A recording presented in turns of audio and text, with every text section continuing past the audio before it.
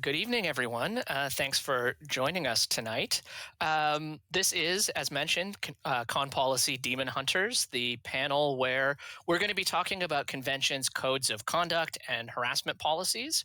So if you're an event organizer, if you're on a con-com for a convention, or maybe if you're just interested in making fan spaces safer and more inclusive, you're in the right place for what I'm really thinking is going to be a really interesting discussion. Since our conversation is going to be sometimes a bit critical, we're going to have some suggestions for how to run events in ways we think are better. We thought we should start off with maybe a note of positivity.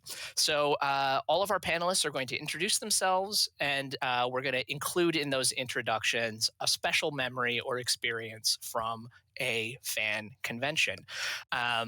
As was mentioned, my name is Benjamin Wu. I am an associate professor of communication and media studies in the School of Journalism and Communication at Carleton University in Ottawa, Ontario, Canada.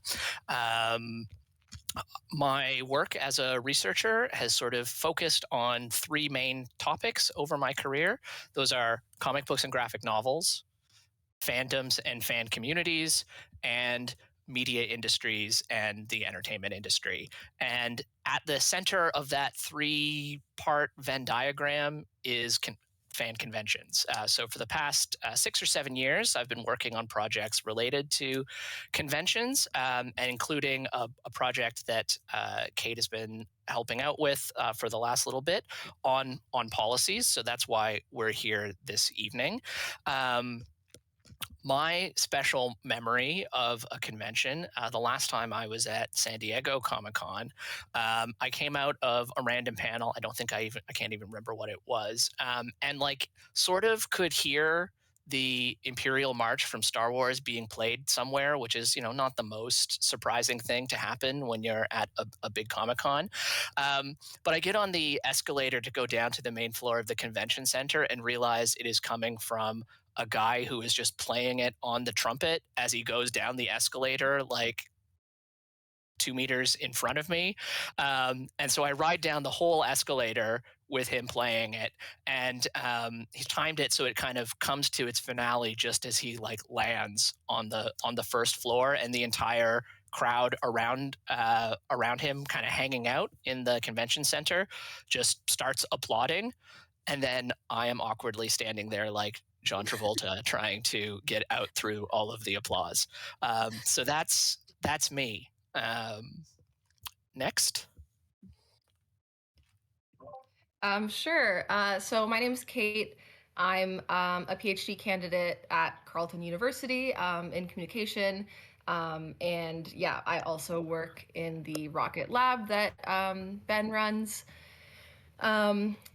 Generally, I do a lot of research in queer video game studies, queer comic studies. And yeah, we've been working on this kind of convention policy project for, I think, the whole time I've been in my PhD. So yeah, and then in terms of a sort of positive experience I've had at a con, I think one thing for me that just feels strangely memorable for some reason is when because I'd gone to some more local cons, but I'd never been to such a big con as San Diego before. And so I think for me, it was the first time I saw one of my favorite characters, Jinx from League of Legends, a game I wrote my master's about. And I just saw this amazing cosplay of Jinx, and it felt like that aha moment of oh, I get it. I get this whole thing. And we had a really great interaction, and yeah, that's me. I will pass it on. All right. I'm Trickssi, she, her, and I am a founder and the executive director for the Cosplayer Survivor Support Network. We are a group that provides some resources and support for anybody in the convention community, but particularly cosplayers who have been abused, assaulted, harassed, things like that in the convention spaces.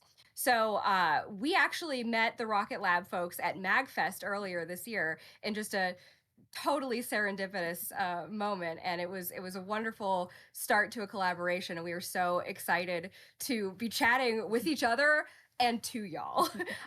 So my positive memory that I love to bring up is something that I feel like could only happen at a convention, right? So I go to photo shoots at a particular convention in one year, 2 days in a row, and I kind of meet people, I'm saying hi or whatever. I don't really spend a lot of time with them. And then after the second photo shoot, I end up hanging out afterward with a group of people, and we get to chatting, where are you from, whatever. And we found out through a line of questioning, oh, what state are you in? Oh, what city are you in? Oh, what part of town are you in? What part of the neighborhood are you in? And we found out that we were neighbors. So we're actually going to go see our friends tomorrow that are our neighbors. And we met them at a convention just completely randomly. So we had to go miles and miles out of our way to meet our neighbors. All right, and I'm Allie, she, her. I'm the communications director at CSSN, and more importantly, Trixi's wife. My background, my undergraduate degree is in psychology and biology, and I'm working on a master's in business psychology right now, which is why I'm tired all the time. I like to come up with panel ideas that we present at conventions. The next panel we're working on is games that mess with your head. I'm really excited about that. I've had a lot of positive experiences at conventions with photo shoots with my wife and Faye, but I also got a chance to meet the voice actor for RoCCET from Tales of Berseria while dressed as RoCCET, while my wife was Velvet from the game. And the look on his face when he saw we were cosplaying was it was totally worth it. It was a very exciting moment. Oh, yeah. All right, Faye? Hi, I'm Fedchun, she, her. I'm also one of the founding members of the Cosplayer Survivor Support Network. I have been cosplaying since the last century, let's put it that way. Wow. And actually, one of my fondest convention memories is from an Otakon many, many years ago. It was the first masquerade I've ever been to, and that's the performance part where everyone gets on stage and does their skits. But they were having problems with their audio, so they kept starting to go on stage, and then they had to stop because it was the wrong audio. And there was just a single chair sitting on stage. And while we're waiting, as they're trying to figure out what their audio is going on, someone just starts saying, chair, chair, chair, and the whole room just erupted with chair, chair, chair. And I guess that really relaxed the performer because they were able to get on, and they had been really stressed out looking, but when they went on stage, they were smiling because we were all so hyped up for that chair. Okay, thanks everyone for getting us started on a positive note. The way we decided to run this for our audience's benefit, my other panelists know exactly what I'm about to say here, is that we thought the way we would do this is that Kate and I from the RoCCET Lab would interview the Cosplayer Survivor Support Network, and then we'll turn things around and they'll have some questions for us, since we're working in a lot of ways on topics that are overlapping and complementary, but with our kind of distinct approaches to the topic. So I'm starting off with the first question, which is, what led you all to create the Cosplayer Survivor Support Network? I'll start. So in 2016, which is the year that I met Faye in person, I had known about her online, and then I met her at a KatsuCon, just kind of weirdly randomly again. But we started chatting about some weird experiences that we'd had and that other people had had. And there were some con horror stories panels and things like that. And toward the end of the year, something significant happened that made us kind of feel like we had to just do something. We had to really just get started and plan to do something. And CSSN was born in Faye's living room.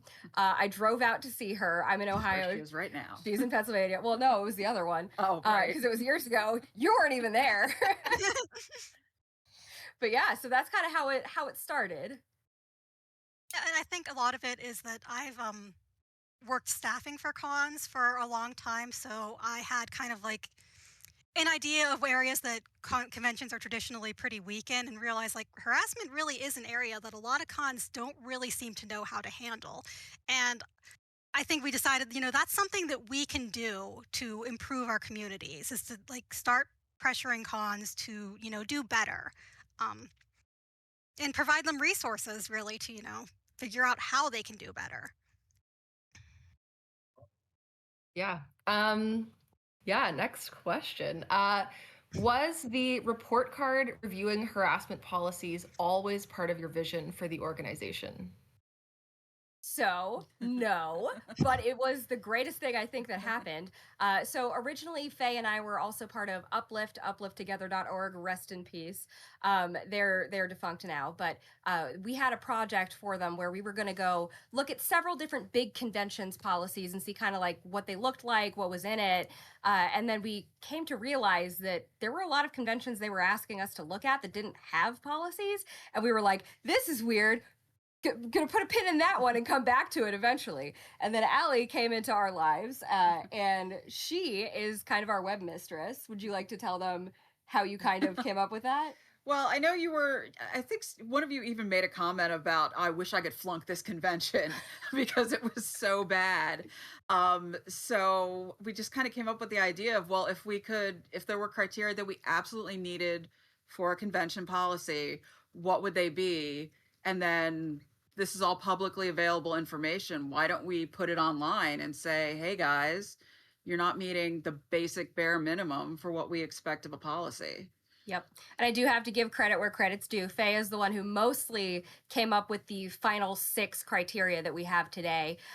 So I'll let her explain that in a little bit here. But it was a joint effort. Allie was the one who actually got the code on the website, and then we sort of, started updating it and much more regularly after we had an interview with Allure magazine in 2022, and we realized, oh my gosh, we can't only have 200 some conventions that we've evaluated. So we kind of took it from there. Yeah. So for anyone in the call who doesn't know the CSSN's work and their website, I mean, the sort of reviewing report card thing is this sort of major feature, and it's a huge laborious undertaking, but just a tremendous, I think, gift to the community in terms of giving people an opportunity to very quickly and easily sort of have some sense of what they're walking into before they engage with a particular event. You mentioned, Trickssi, a second ago the 6 criteria, and I'm wondering, Faye, if you'd kind of walk the audience through the 6 criteria that you use and kind of why these are the ones that you think are really important for a bare minimum policy. Okay, so when we were thinking about, what does a convention need to have as the bare minimum, I was kind of coming at it from if I was at a convention and I had experienced harassment, what would I need? What would my next steps would be? Okay, I'd be like, okay, first of all, do they even have a policy? That's obviously very important. Shows like that they understand that, harassment happens, they have a plan to deal with it. Um, and the next question would be, okay, so they have a policy. Is it easy for me to find? If you figure you're going through something like somebody's harassing you, you're going to be upset. You're not going to want to go on the website and make, multiple clicks trying to find out, be like, hey, is this actually against the rules? Is there something I can do about it? The next question I have is, does it define what harassment is? Because there's a lot of times people will experience something and it'll make them uncomfortable, but they're not really sure why, and they don't recognize later until they're talking to a friend. They're like, oh my goodness, you were harassed, and they're just like, oh, I thought I was overreacting. And it's like, no, that's not okay, that shouldn't happen. The next part of a policy we want to know is, do they have listed consequences or like the next steps for harassment? Do they say what the harassment is, what's going to happen to the person who is doing harassment, and what can the person who is being harassed, expect to happen next?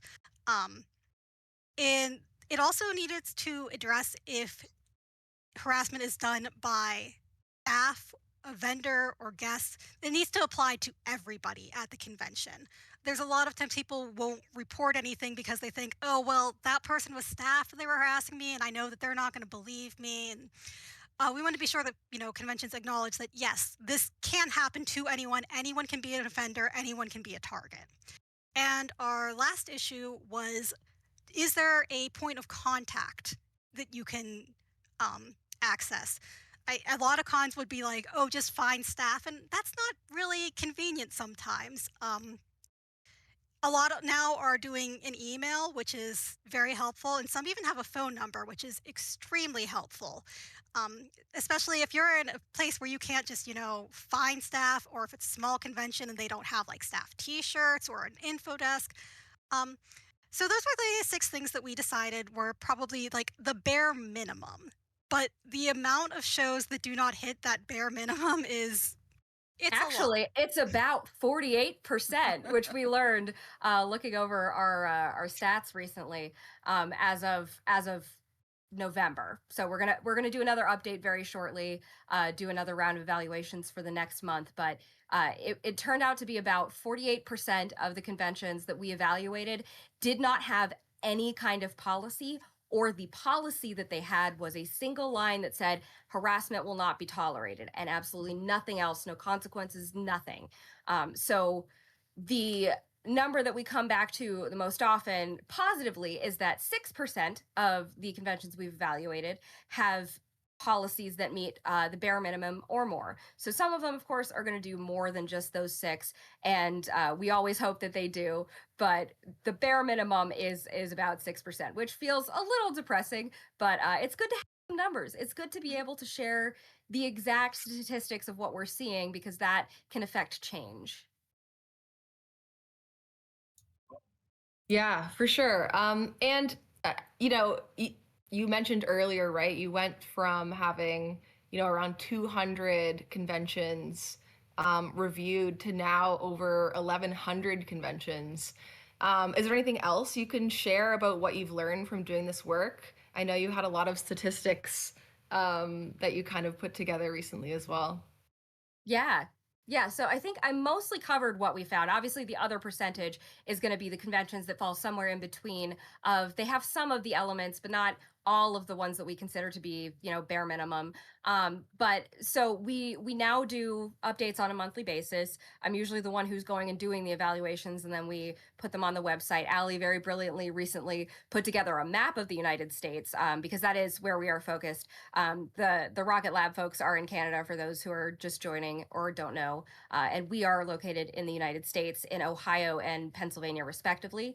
And so our focus tends to be on, what states have this, that, or the other. I am ashamed to say that the state of Ohio is the 3rd worst when it comes to having some policy at all.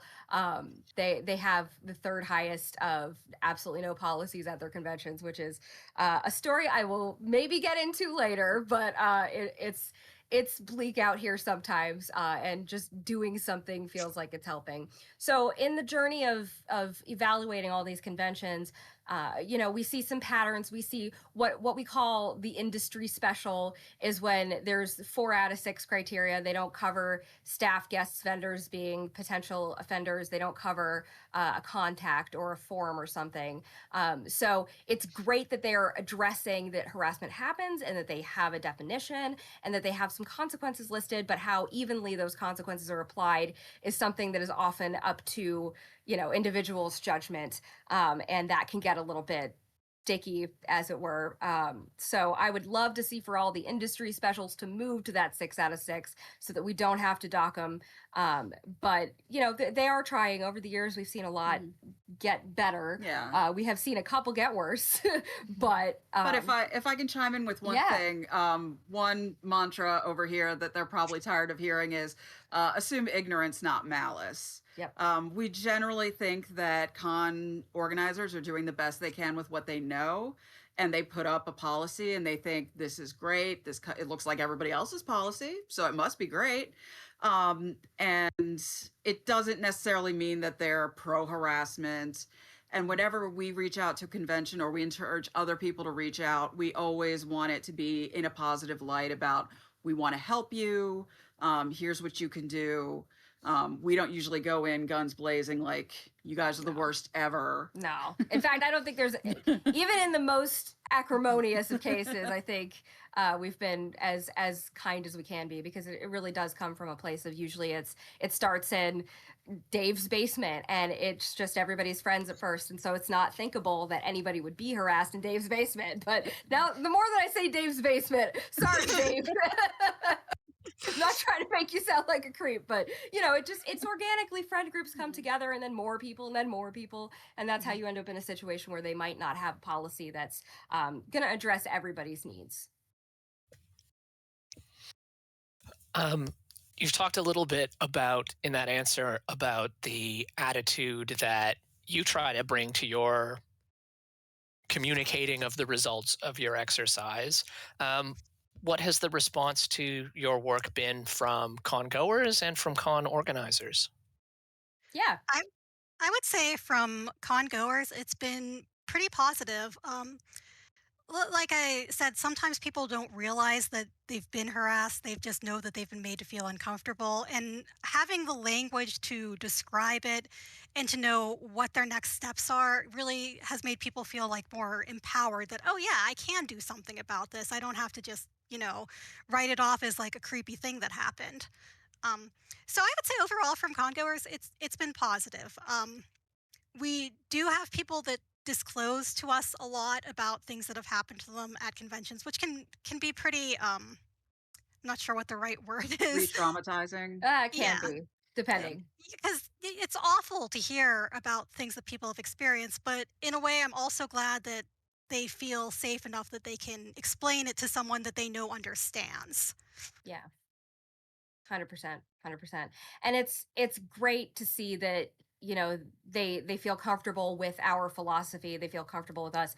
We do unfortunately have to say sometimes we can't provide personal crisis intervention for you, but a thing that we're working on actually right now is a peer-to-peer crisis intervention tool for everybody who's in these communities, so that you can help your friends get through a crisis in an informed way that has been shown to be pretty helpful. So we will let you know when we have that live and ready to go. I'm very excited about it. It is legally distinct from another property that it sounds like. Just go with it. Just go with it. It's going to be great when it comes up.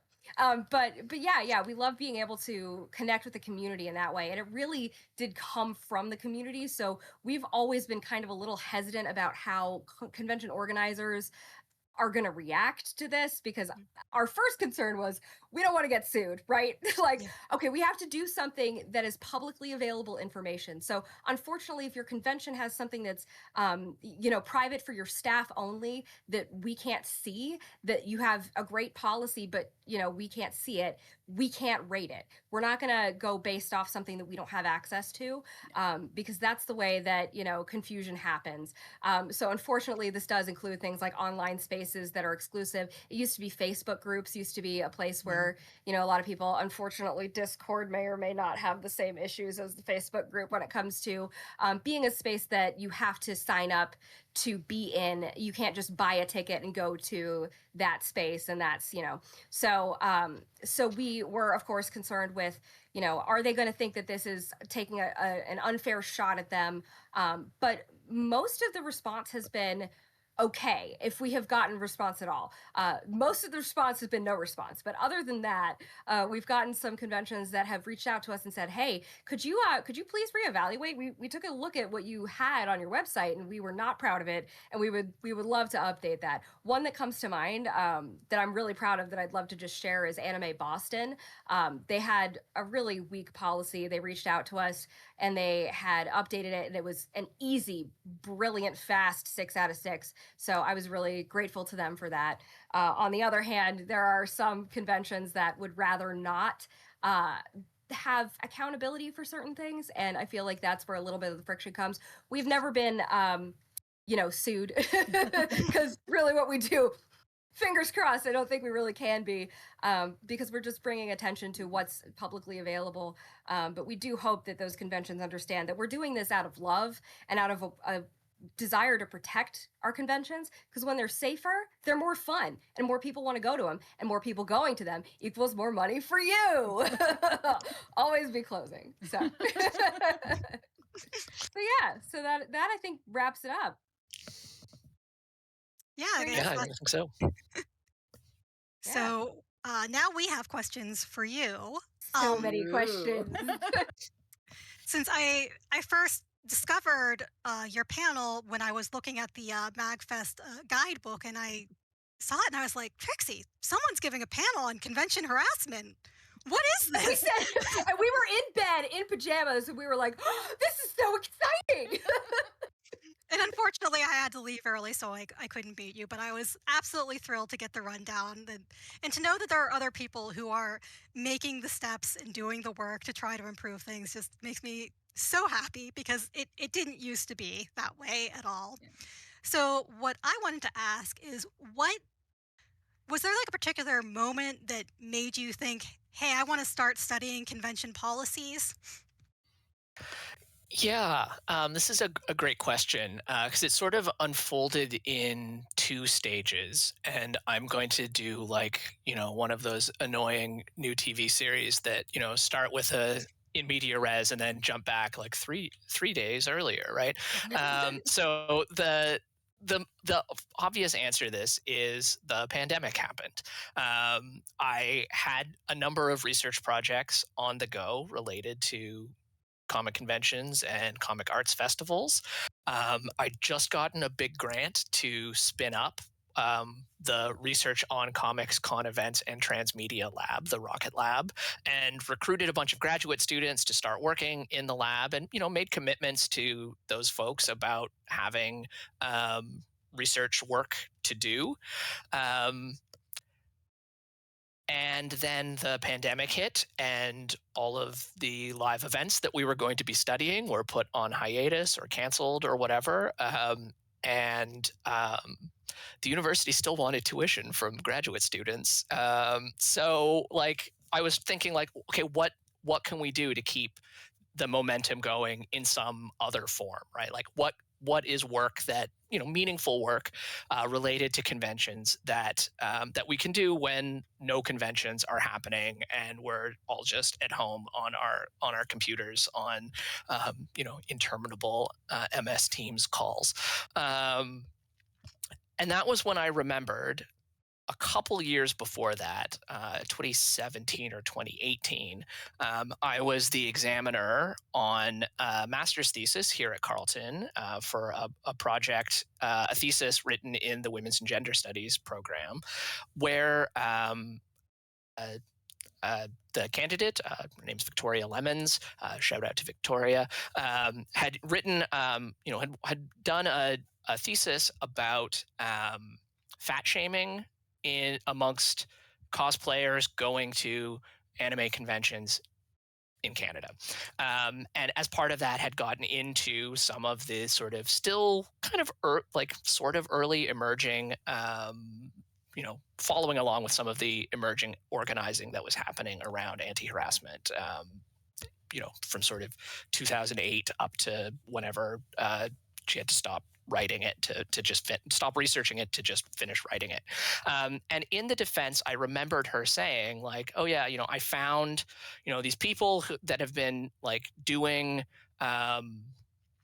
like I've seen commentary about like what policies there are. I went and I looked, like, do these events have policies? But like, unfortunately, like, no one's really had a chance to like look at what they actually say in detail. And then I was like, okay, well, I have a bunch of graduate students who have like nothing but time on their hands right now. What if we tried doing that, right? What if we went and took a slightly different view of the convention policies because we had more time, more resources, and we're not tied to the kind of like practical mission that the CSSN has, right? Of like providing this informational resource right now, right? We could play a bit of a longer game and say, like, okay, they've got a policy. It may have certain deficiencies or not, but like, what is the policy actually telling us about how people think about harassment, right? And what can we learn from doing that? So we started what we've been calling the Con Policies Project in the RoCCET Lab, and our focus for all of our analysis has been harassment policies. So we did actually collect policies for 10 different categories of policymaking. The harassment one has just been sort of the most interesting and urgent feeling of those, compared with like intellectual property policies or children and minor policies and things like that. So we we found and downloaded policies from 1,300 events in Canada, the United States. I think mostly just Canada and the United States, and have been kind of working through samples from those of the harassment policies and trying to understand, like, how does this invite us to think about policies, right? And if policies are a way that organizations like conventions talk to themselves and they talk to their stakeholders, what is the story about harassment that's being told through those policies? And that's kind of the crux of the project that we've been working on for the last couple of years. Yeah.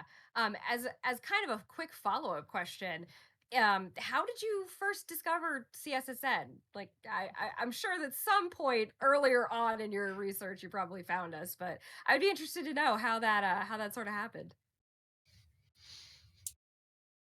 Yeah, so I think once we kind of had decided that we were going to zero in a little bit on specifically the harassment policies, we were interested in how cons, and particularly cons that had cosplay at them, were kind of framing harassment with the kind of cosplay is not consent history. So I think, at least for me, I'm sure I don't think I'm the only one that kind of found you, but the way that I found you when I was kind of doing some of this background research for, I believe, a literature review for like a conference, maybe even in my second year, so like a good 5 years ago, we were kind of researching and learning about the history of, harassment at cons, and kind of going back to at least 2008, looking at kind of the Geeks for Consent Collective from 2013, the Con Anti-Harassment Project that was launched even before that in 2008, and then finding the Cosplayer Survivor Support Network, and kind of trying to like get that timeline down, I think was something I was really interested in doing in this, process of determining in that same timeline how cons were kind of shifting and changing as well. I think we needed to have a good grasp of kind of the history of the movement and where it was at now. But yeah, that's how I came across you. I was like looking through history and trying to determine, where the movement was flowing from and to. And I was really excited when we came across you folks. Oh my gosh, we're part of history. Truly. It doesn't feel real to me still, because we sort of popped up right before the Me Too movement did, and it just has felt like we've been behind that the entire time. So it was such a joy to find out that people were actually looking at what we were doing in an academic way. Definitely. Yeah. Yeah, I mean, I always say that policies are an archive of past problems, right? People write policies because they've experienced a problem the last time they did it. And one of the things that grassroots organizing and activism, like that whole history Kate's been talking about, and all of your work, like what it does is it elevates things to be problems, right? And and I mean that in a not at all in a negative way. I think that's a really productive, constructive thing that people do, right? To take an issue and say, look, this isn't okay. This is causing a problem for people. And the question then becomes, how do people understand what that problem is? Because that understanding then shapes the policies that they write in response to them. Okay. So I guess to follow up on that, what are you learning in your research? And do you have any nice bite-sized takeaways you can share with the class? I will try my best to keep things bite-sized. I mean, the thing I'll say about doing this kind of research is it's rarely about discovering something that you kind of don't like, that you don't already know in some way, right?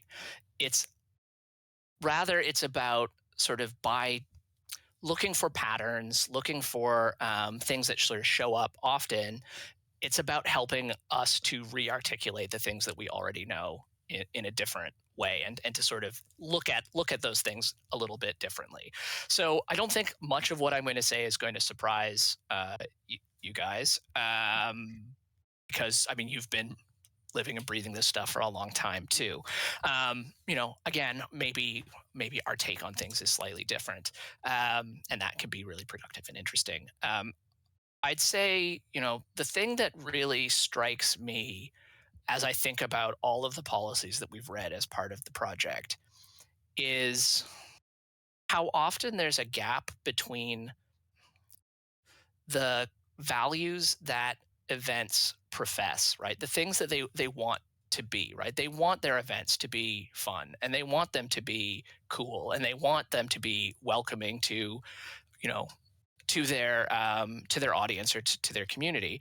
Um, but what the policies tend to actually do is react to things, right? So instead of focusing on how do we build an event that looks like the values that we have and that we want for our event, they get bogged down in reacting to, again, past problems, anticipated problems, concerns about liability or being sued or whatever, right?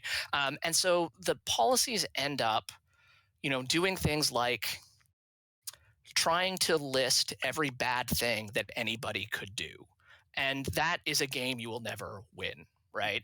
And so, the question that we've been turning around in the RoCCET Lab as we've talked about this is how do we shift from a reactive stance of policy writing that lists bad things and then tells you the punishments that might happen if those happen to and I want to say too, like, they're often written in really kind of tortured, legalistic writing that reflects, like the way people think they need to write in order for the policies to be taken seriously by other people, right? There's this like cartoon version of a lawyer living in the back of your head from from all the like Law and Order shows that you watched when you were younger, and you're channeling that when you think about like, what do I need to write so that people will take this seriously and they'll follow the rules, and that writing is not helpful in a lot of ways in my opinion. And the other thing about when you are stuck in the game of trying to manage and regulate behavior as the first thing that you're doing, is that you end up pushing the responsibility out, right? And so we talk in the project a lot about this idea of responsibilization, right? Who is made responsible for safety, the con, right? And in the vast majority of the policies that we've read, it's everybody but the con, right? Um, yes, right? Like people who break rules and don't respect people's boundaries and harm people, right? They are responsible for their behavior, and we're not questioning that. But the other side is how many of these policies, whether explicitly or not, whether intentionally or not, make the people who experience harassment responsible for running the whole process, right? And require them to be the quote unquote perfect victim kind of before, during, and after the whole thing. They're pushed to sort of run the process, collect the evidence, make the statement, do that in a way that is compelling and has collected everything that they need, right? And that doesn't sit well with me. So what we've been trying to ask is how, instead of responsibilizing rule breakers and responsibilizing the people who experience harms from those rule breaking, how do we shift to a more proactive stance that responsibilizes the entire fan community, the entire attendee base, everybody who is part of the convention, and makes that, calls them into the project of making the event safer and more inclusive, right? How do we call people in to the project of taking care of each other and watching out for one another, so that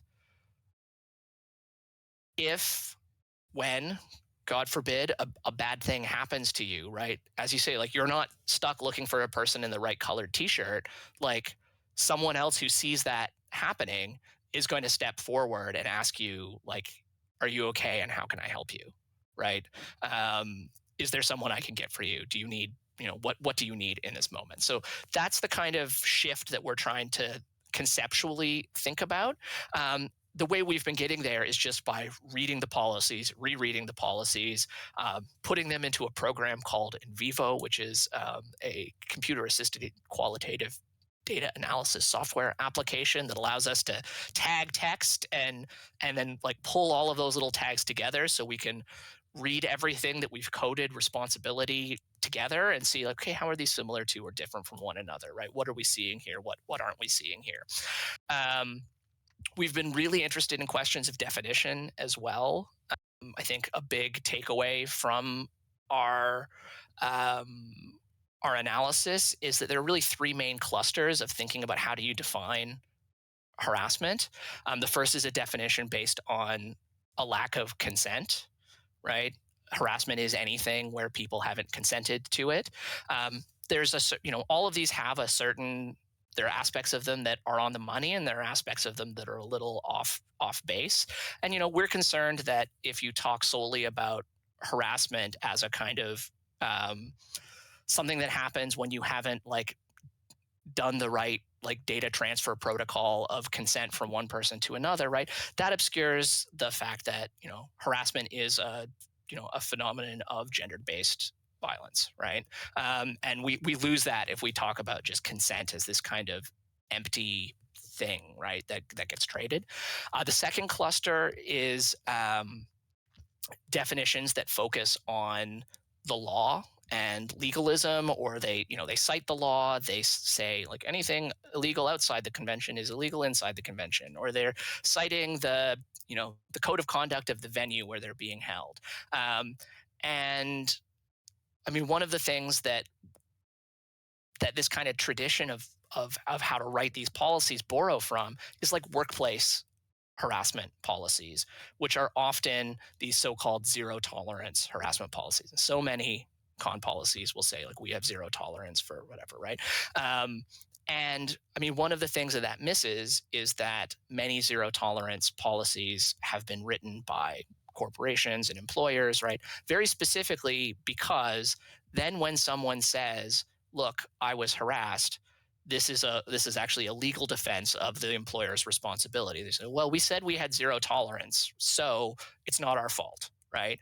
So, again, there are things about recognizing that harassment is a thing that exists in a kind of legal framework. There are rules and laws and things like that, but there are also ways that doesn't quite capture everything about the phenomenon that we want to. And then the last one that we think is really interesting is clusters of policies that talk about harassment as a disruption. And yes, like sustained disruption of a panel or an event can definitely be a way of targeting and harassing an individual. But there's something about talking about the harm of harassment as being that it disrupts the con, that lands kind of oddly for us. And in particular, I think it helps people to imagine that harassment is unusual and that harassment comes from outside the community, right? If harassment is a disruption of the event, then harassment is not part of the event. It's something that's happening to it, right? And so that's a thing that we've been sort of tossing around and thinking about. In terms of kind of actionable takeaways and tidbits, as we're starting to think about like, okay, how could a policy be written differently? We want to invite people who are drafting or revising policies to think about priority, right? So how do they decide where this policy lives, right? How does that communicate what's important to them, right? So inside the policy, what order are you putting things in? Where on your website does the policy live? How does that communicate how you think of this as a serious thing, right? How does it communicate what's important to you? The second is justification, right? How do you explain to people why this is important and how do you get buy-in from them? And, I don't know that just saying this is a rule and we have zero tolerance gets that buy-in from people. And so that's why we think it's really important that harassment policies, again, be grounded in the authentic values of an organization and a community, right? So that it responds to the actual community of attendees and the things that they understand as what they want to see from their event. We invite people to think about voice and tone and how, like, literally the words are put together so that the policy is clear, right? It's intelligible. It's not hard to understand how this is going to work. It doesn't use kind of rhetorical tricks that sort of make the convention this, like, almighty authority that is, like, this external power, right? But is inviting people into a conversation about how we keep each other safe. And then this last thing again is this question of responsibility, right? How does the policy share responsibility? Who does it make responsible for things, and what is the distribution of that responsibility, right? How are we inviting people to take up that job of caring for each other? So I don't know, that's kind of my takeaways. Kate, do you want to add anything? No, I mean, I think you pretty much summarized most of what we have as of now, in some of the kind of larger documents we're working on and themes that we're pulling from. Yeah. Okay, great. What's fascinating about that is that we went to the whole panel, Allie and I, for MagFest, and we felt like we were learning the whole time. And every time we hear you speak on this subject, we feel like we're learning more, and Yeah, and we've had 100%. conversations about this, so many conversations already just amongst ourselves. But it's just fascinating how illuminating your work has been, especially influencing us and how we want to move forward. One thing that you mentioned is kind of reimagining how we're calling people in, and something that CSSN, I feel like, did not even think about until this year, 2025, was, could we ask for more than the bare minimum? So we started with, here's our report card, here's the people who were not doing the bare minimum. And then we just kind of stopped there because we didn't even think that we would get that. And unfortunately, 48% still not having any policy means that, sure, we didn't get that. But having this mentality and applying that to what your research has found is just revolutionary for what we can all do to make our community better.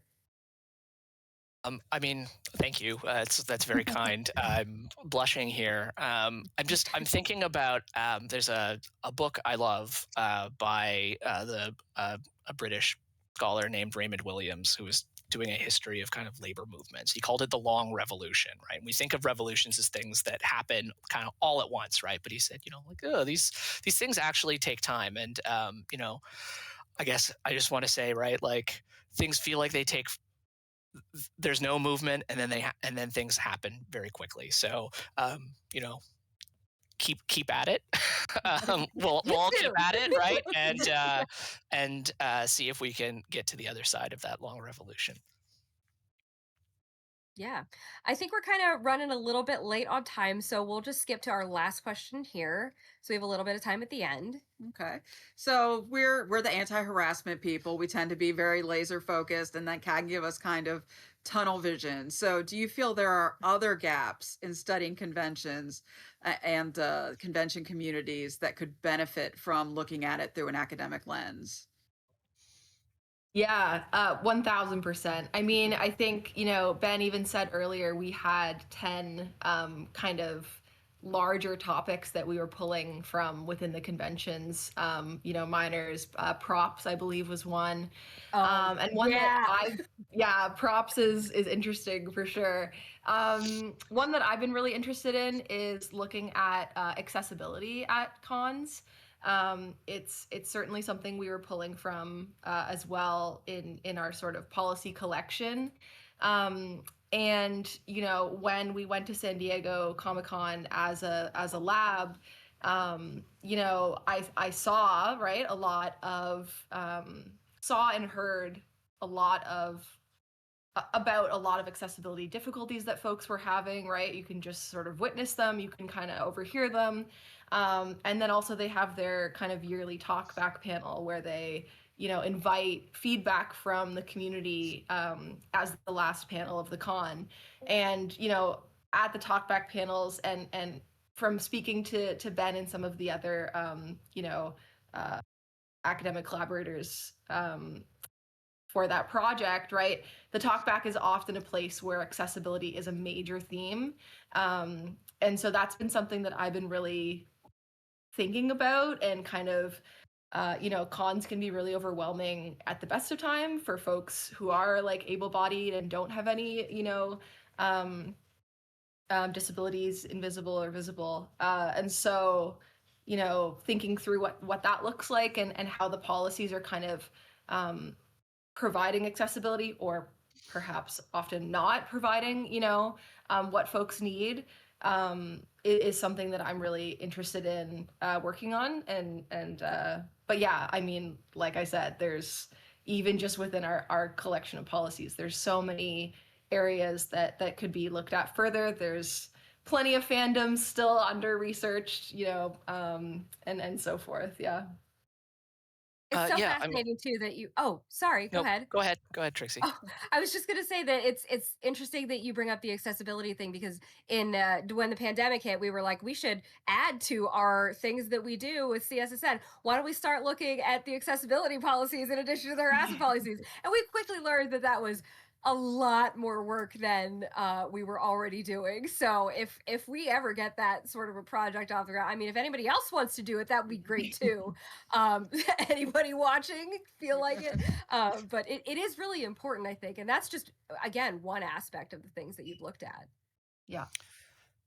I was just going to add that, so Kate's answer is like still kind of focusing on the kind of coming on the policy side of things, right? Coming out of that, because again, we do have a lot of these accessibility policies.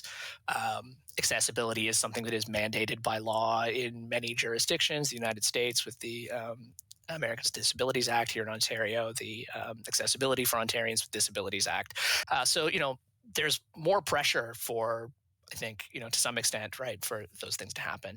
I'll just add in a kind of a more maybe diffuse answer is, I started studying fan conventions, Comic Cons, comic art festivals, however many years ago it was now, specifically because I was interested in the way that conventions have the ability to mediate between media industries and their audiences and fans, right? And so that's been kind of the underlying set of questions for kind of all of the projects I've been doing around fan conventions. So when we're looking at policies, including harassment policies, part of the question is who is able to safely be in those spaces so that they can participate in this exchange between creators and media companies on the one hand, and fan communities on the other. As a little bit of a plug, we are organizing a small conference in Toronto in February called the Convention Cultures Workshop, where we're taking this question of how can we're using conventions and other live events as an opportunity to think through some of these questions about how fan studies and media industry studies can kind of talk to each other better. There's lots of people who do both, but we haven't really stopped and talked about kind of what we're doing when we try to do both of those things at the same time. So conventions are kind of an interesting way into and a lens into that also.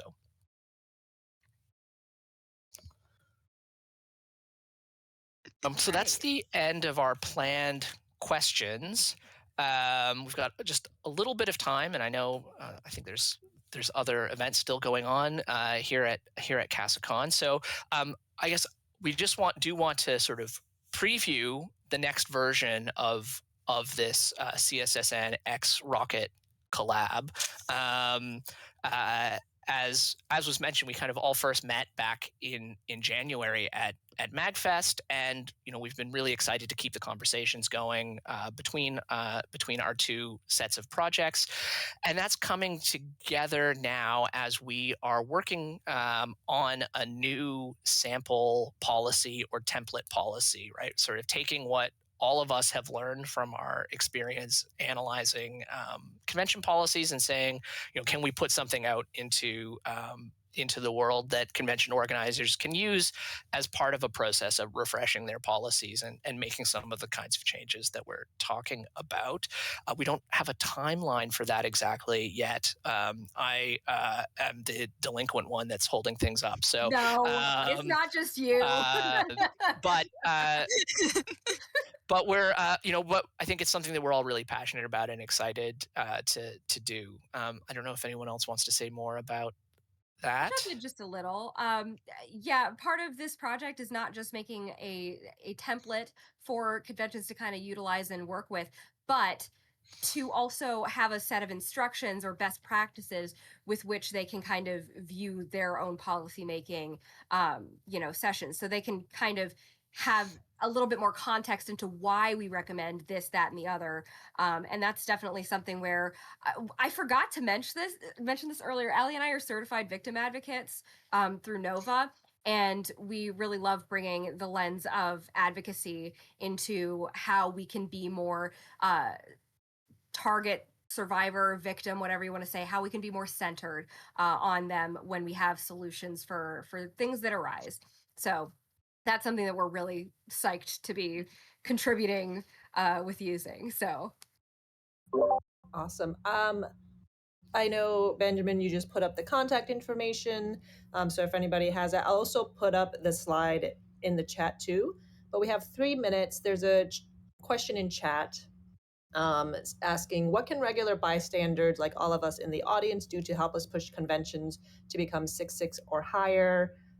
Is there anything that we can do to help with this, to push for better policies and safer spaces? I think the main thing you can do is let the conventions know that this is an area that they are lacking in. A lot of cons won't really think about something unless it's brought to their attention. And I feel like a lot of con runners still tend to be, they're usually not like active cosplayers. A lot of times it's like older men who don't have like harassment like at the forefront of their mind.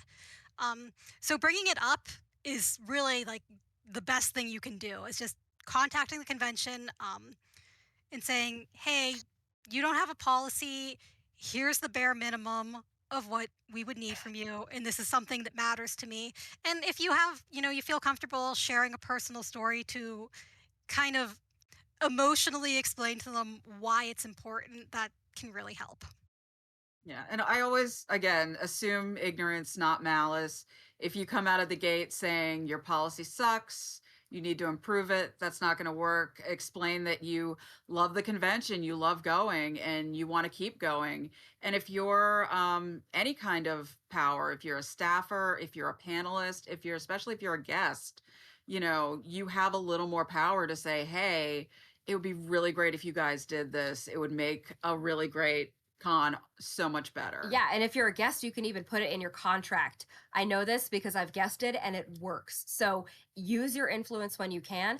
And if you need more sort of context, we do actually have several pages worth of resources on cosplayer-ssn.org, plug, but specifically relating to that topic. And, just giving you some ideas for how to reach out and what to do and how to help each other. Again, we're hoping to have another resource for peer-to-peer very shortly, and making some big updates soon on our own as well as in collaboration. So thank you for the question. I'll just add as well that just really quickly that, there are lots of different kinds of conventions, right? And they're organized differently. And so looking at the event that you are thinking about, you're caring about, right? And seeing, where can I potentially, stick a lever in, right? So if it is a like big professionally run event, right, it might be writing letters and submitting comments like we're talking about, right? If it's a smaller event, right, conventions are people, my friend, right? So Dave's basement. yeah. So it might be possible to start volunteering and joining the convention committee, and starting to have a voice that way as well.